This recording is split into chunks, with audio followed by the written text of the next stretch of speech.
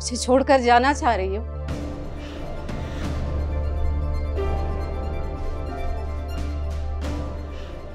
माँ आप सुबह से मेरे पास ही नहीं आई हो। मैं डर गई कि तुम कहीं चली ना गई हो, लेकिन मेरा शक सही था। तुम तो जाने की तैयारी कर रही। माँ आप समझने की कोशिश करें प्लीज। मेरी वजह से आपकी खुशियां बर्बाद हो, ये मैं हरगिज़ बर्दाश्त नहीं कर सकती। खुशियां नहीं, शराब था, मैं जिसके पीछे भाग रही थी।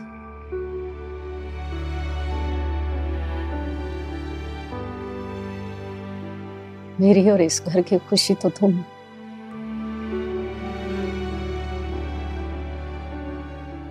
तुम्हारे होने से ये घर घर लगता है। तुम्हारी मौजूदगी मुझे अंदर से सुकून देती, राहत देती। क्या ये सुकून मुझसे छीनना चाहती हो? नहीं माँ नहीं, प्लीज ऐसा ना कहें। बस ये जान लो कि मुझे तुम्हारी जरूरत है।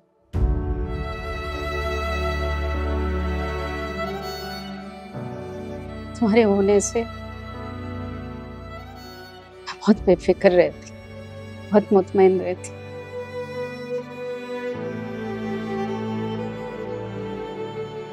और ये भी यकीन कर लो कि जो होना था वो हो गया।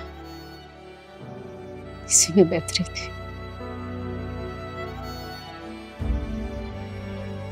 क्या पता बाद में मेरे बेटे के साथ क्या कुछ होता। और मैं अब इस फैसले से बिल्कुल मुतमईन हूँ। मगर जब लोगों को पता चलेगा, तरह तरह के सवालात करेंगे और मेरी मौजूदगी आप लोगों के लिए परेशानी का सबब बनेगी। मेरी तकलीफ और दुख में लोग नहीं आते मेरे पास, मगर हमेशा तुम मौजूद रहती हो। इसलिए मुझे लोगों की नहीं, तुम्हारी परवाह है।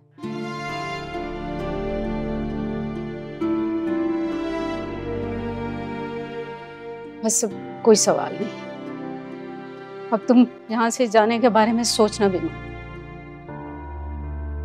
अभी जब पप्पू को पता चलेगा तो फिर एक तूफान उठेगा। सब सोच चुकी हूँ। हर तरह के हालात का सामना कर सकती हूँ, तो उसकी फिक्र ना कर। बस जाने की बात ना कर।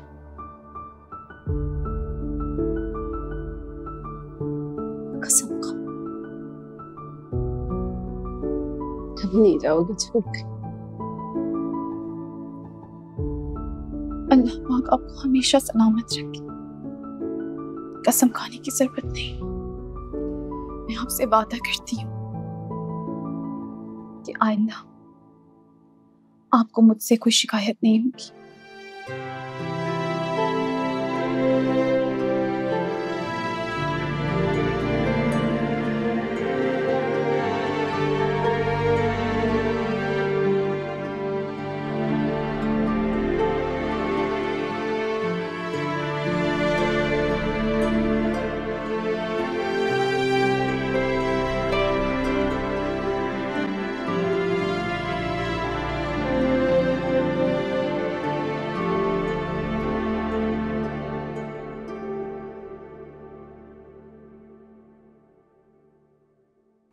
हाँ, क्या कर सकते हैं, जाने वालों के साथ जाया थोड़ी जाता है।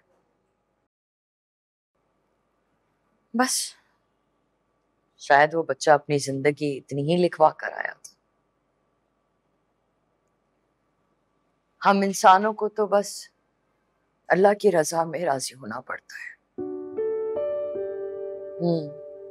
नहीं नहीं, ज़ारा तो गम के मारे बहुत रो रही थी, बहुत निढाल है। बस दुआ करो कि मेरी बच्ची को सब्र आ जाए।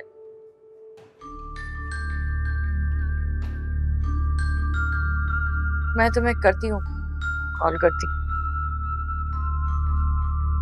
ज़ारा तुम अकेले कैसे आ गई हो? अकेले ही आना था। किसके साथ आती? हाँ तो मैंने तुम्हें कहा था ना कि मैं लेने आऊंगी तुम्हें जैन के साथ। जैन ने मुझे कहा था कि वो लंच ब्रेक में मुझे ले जाएगा। मैंने अपने घर ही आना था ना, और तो कहीं नहीं।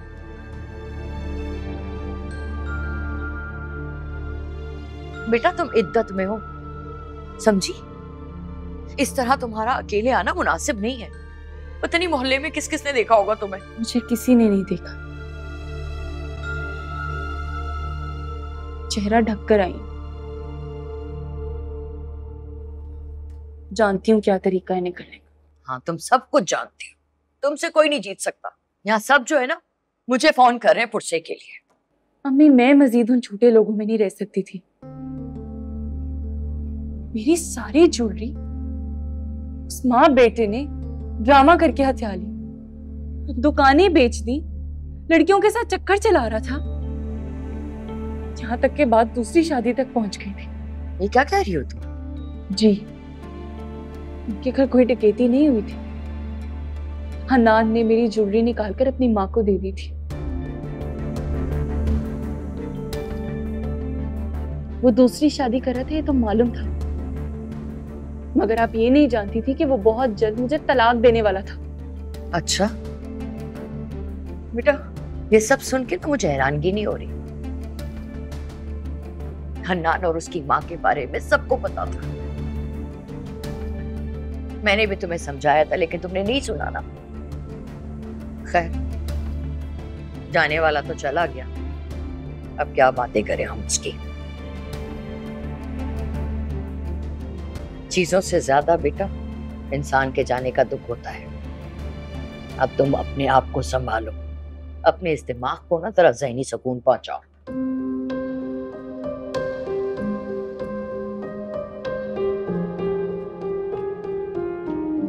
कुछ खाया है? नहीं, दिल नहीं जा रहा था।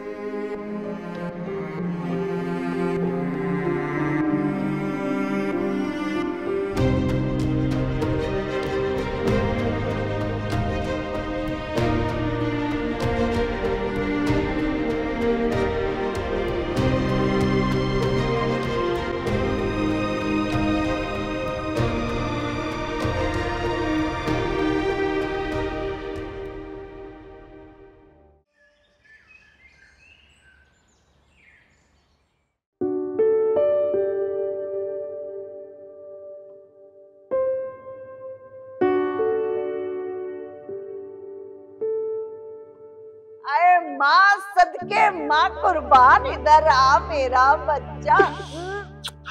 हाय हाय हाय हाय, अरे ऐसा बांका सजीला शहजादा बेटा है मेरा, जो लड़की देखती ना आशिक हो जाती है, कुर्बान हो जाती है इस पे।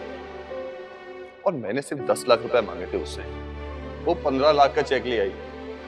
कोई शर्त रखी है क्या?